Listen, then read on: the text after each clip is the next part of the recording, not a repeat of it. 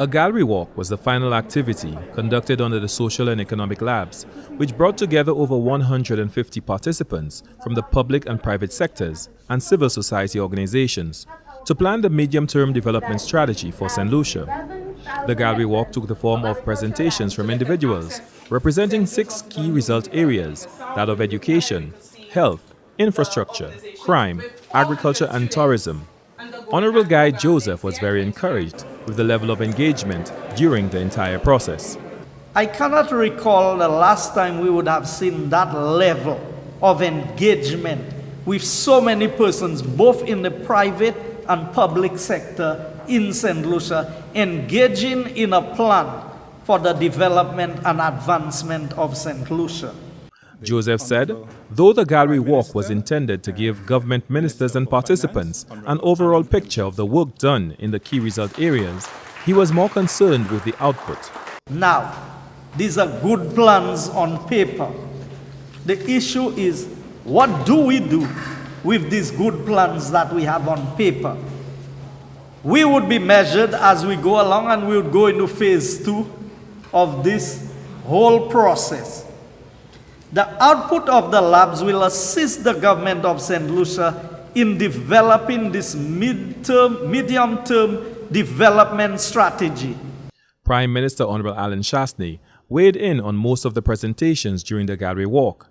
He too was encouraged by some of the out-of-the-box thinking. The purpose of this process is a couple of things. One is to get a buy-in in terms of what is the overall goals of our government in terms of being able to achieve. And then bringing in all the people who participate in delivering that good. And then having a further constraint on top of it, which you hear me say all the time, where's the money going to come from? All right? I genuinely believe that what I saw over the last couple of weeks is a greater appreciation of the need to be able to prioritize. Unfortunately, we have found ourselves in a dilemma where we're so far behind on so many things, whether it be infrastructure, education, health, justice, tourism, agriculture, and the list goes on. But the fact is, there absolutely is not enough resources to do everything that we want to be able to do. And so what it requires innovation. It requires that overly used term, out-of-the-box thinking. Meanwhile, Director of Economics at the Caribbean Development Bank, Dr. Justin Ram, was impressed that the discussions did not focus simply on economic growth, but sustainable, inclusive growth. In a very short space of time, the people of St. Lucia have come up with some key development plans that will transform St. Lucia from where it is currently, with a fairly high level of unemployment rate.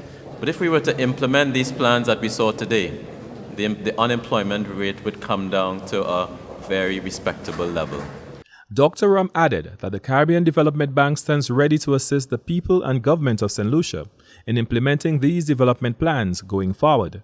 The gallery walk took place on the 5th floor of the Finance Administrative Center in Point Seraphin on Friday, 14 December 2018.